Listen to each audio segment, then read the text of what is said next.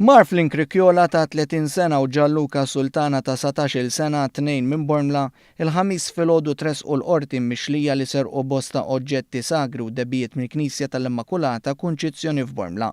Is-serqa seħħet bejn il-lejl tal-ġimgħa u s-sibt tat-tielet ġimgħa ta' Lulju u li matul nsterqu bosta oġġetti ta' valur fosthom labra tal-brillantini valur ta' madwar 20,000 euro.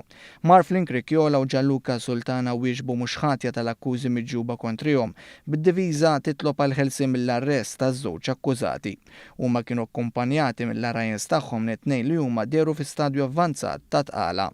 Fil-qorti l-prosekuzzjoni qalet li s-serqa seħħet wara li allegatament Sultana sellef xi flus biex jaddihom lill-akkużat ieħor.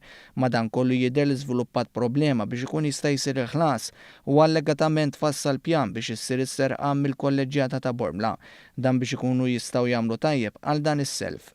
Il-prosekuzzjoni mmexxija l-ispetturi Joseph Merċieqa, Cristabel Ketkuti u Xavier Baldacchino qalet li Krikjola kien il-moħħ wara din is-serqa iżda ma daħalx fil-Knisja. Il-prosekuzzjoni oġġezzjonata l-ħelsien mill-arrest taż-żewġ akkużati b'mod partikolari ta' Krikjola minħabba li jista' jkun hemm intraxx tal-provi u għax iridu jitilgħu jixhdu bosta persuni minn Bormla dwar is-serqa. Fid-dawl ta' dan il-qorti preżeduta mill-Maġistrat José De Micoli ma tatux il-ħelsien mill-arrest. Min-naħa l-oħra żagħżugħ ta' 17 sena ngħata l-ħelsien mill-arrest fuq depożitu ta' 1,000 euro u garanzija personali ta' 6,000 euro kif ukoll imponiet kundizzjonijiet fosthom li jiffirma fl-Assa ta' Bormla 3 darbit fil-ġimgħa u li ma jersaqx lejn il-Knisja ta' Bormla li jidħol id-dar sad-9 ta' filgħaxija u ma joħroġ qabel is-6 ta' filgħodu.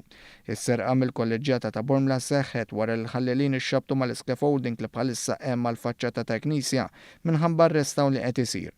Jidher li l-ħallil daħal minn tieqa żgħira u kompla biex tefa' ħabel minn fuq il-kor biex ikun jista' jixxabbat miegħu u jinżel l-isfel. Kien is-Sankristan tal-parroċċa li ntabaħ bis-serqa wara li daħal fil-Knisja ma' persuna oħra biex iħejji għall-ewwel qudiesa.